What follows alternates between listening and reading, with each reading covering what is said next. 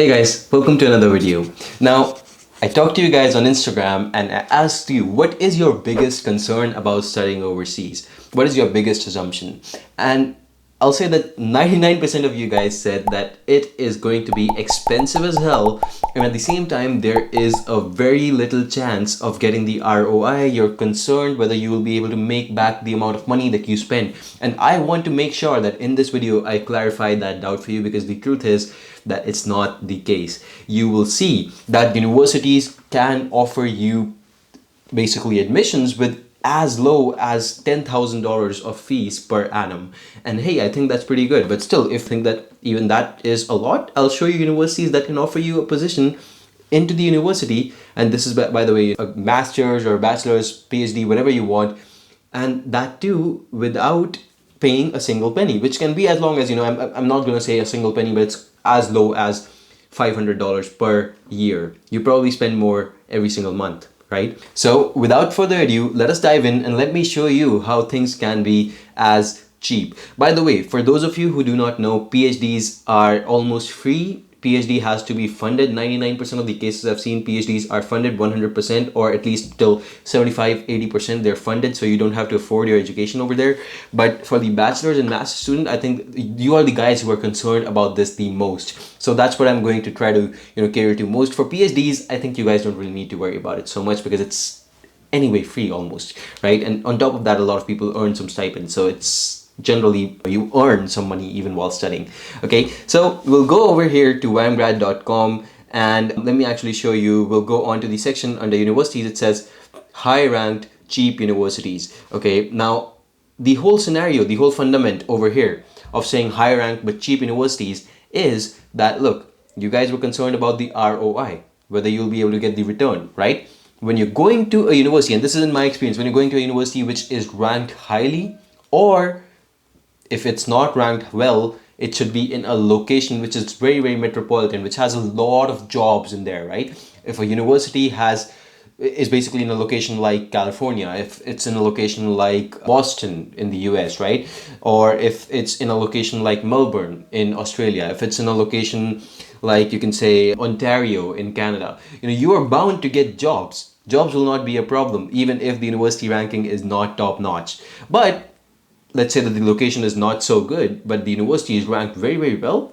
Well, that's also a case in which you will win. You will be able to get your return on investment. Okay, so let me actually dive right in. Let me show you the universities over here. Now, right over here on top, you'll see the filters. Now, you can do this for yourself. You can even do this by country, and I'll show you how in a bit. But for now, let's say that you want universities below $10,000. Okay, you can just select that, and the system will basically give you universities below $10,000 per annum. This is the annual fees, all right? Let's say that your budget is a little bit more than that. Maybe you can afford $15,000, which is still not a lot. Even a lot of universities I know in India charge this much per annum. But hey, again, completely depends on your budget. I want you to do this for yourself. For this video, I'll be choosing $15,000 because that's what I think that even a middle class student can sometimes afford. Or even if they're taking a loan, it's going to be a very small amount with this sort of a tuition.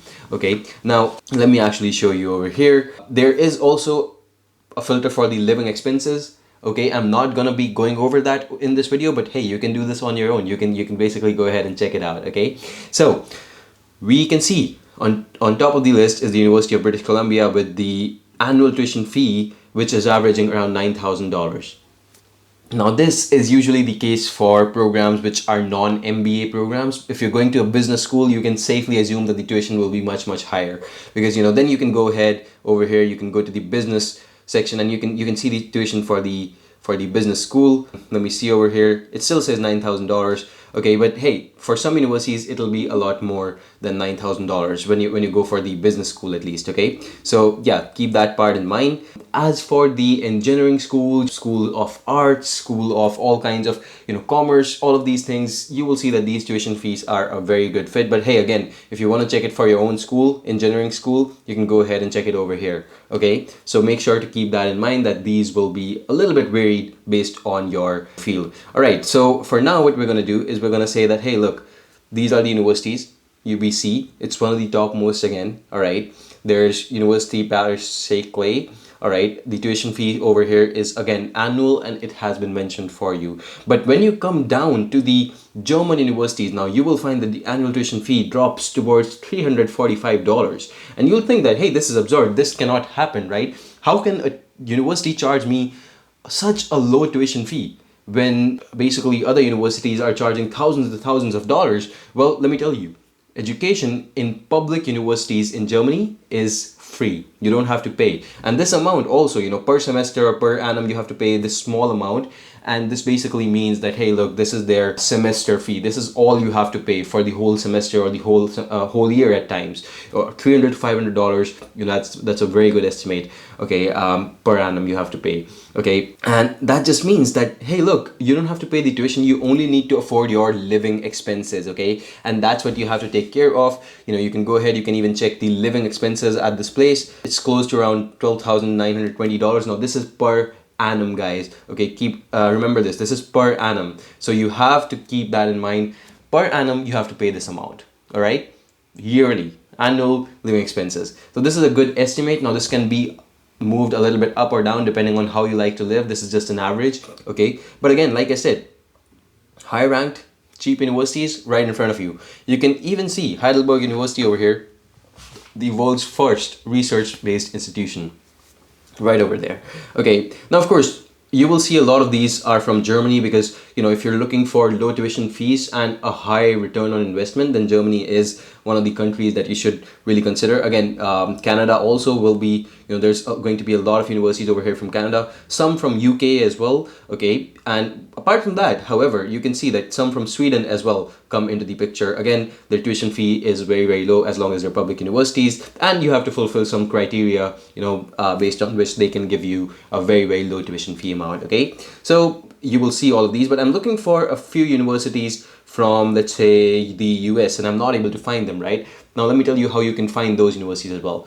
Okay, so let's say that I'm looking for universities from the US and I want them to be under $15,000, right? So what I'll do is I'll select US and I'll say, look, I want universities under $15,000. You can see what I did over there, or you can just select the country name from here. Okay, you can select US and you can then change this to $15,000, and you will find that there's a couple of universities that offer education in the US as well under $15,000 per annum. And you know what the good part is? A lot of these will still offer you scholarships if you apply early or if you apply with us. So it's still going to be just as cheap as studying in your own country a lot of times, and you get an international exposure, and you get to stay in another country. You get to learn their culture. You get to learn how things work on different sides of the world.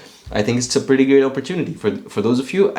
I really just wanted to debunk this myth that studying abroad can be, it has to be costly. Yes, it can be costly in 90% of the cases, but hey, there's these 10% of the universities that don't really charge you that much. So why not take advantage of this? And being in this field, I worked here for a couple of years. I can tell you, yes, this is true. This happens all the time, and this data is not fake. 100% you will see the results are going to be very, very close to this. All right, if you want to go to Texas Tech University, all right, or San Diego State University, and you're paying a tuition of $13,000 per annum, hey, that's a pretty good thing, because your average salary is going to be $61,000.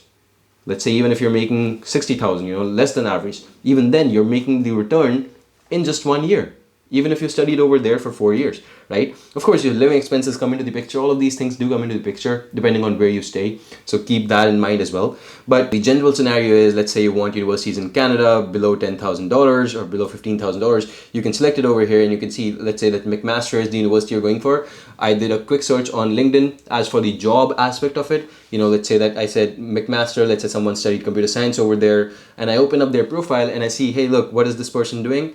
And when did they graduate? They graduated in 2019. They just did their bachelor's, not even their master's, they just did their bachelor's. And they graduated in 2019, and now they're still in Ontario. It's 2021 when I'm making this video. So they're still working in Canada. The return is not just given to you as soon as you pass out, right? This person is going to be getting their return for the rest of their lives, as long as they continue to stay in Canada. They have a citizenship almost. I believe they would have a citizenship by now, because it's been like 5 years since they started their program, right? And apart from that, they also have been working in different companies. So my point is, they are going to get the ROI regardless. They're going to get the ROI, and they're basically getting the jobs. Like I said, Ontario, good area over here. So these are the things you can take a look at. If you'd like me to take a look at these things for you, ensure that you have a high ROI, ensure that you have a good sort of a position in terms of either the ranking of the university or the ROI, and really connect with people and find out where your ROI stands, how much you can gain from whatever university you're going for. Well, I can do that for you as well. If you go onto the services section, you can check out the profile evaluation university shortlisting service. Let us know your profile, give us the inputs, we'll study it in detail, and based on the previous admits and rejects, we'll tell you, hey, look, this is where you can go. This is where you can get to, okay? Or if you have, let's say, offers from 2 or 3 universities, you can just go into the university finalization report and we'll ask you for these things, how much these things matter to you, on a scale of 1 to 10. And accordingly, we'll tell you, hey, look, you should go to this university because this is going to be the best fit for you.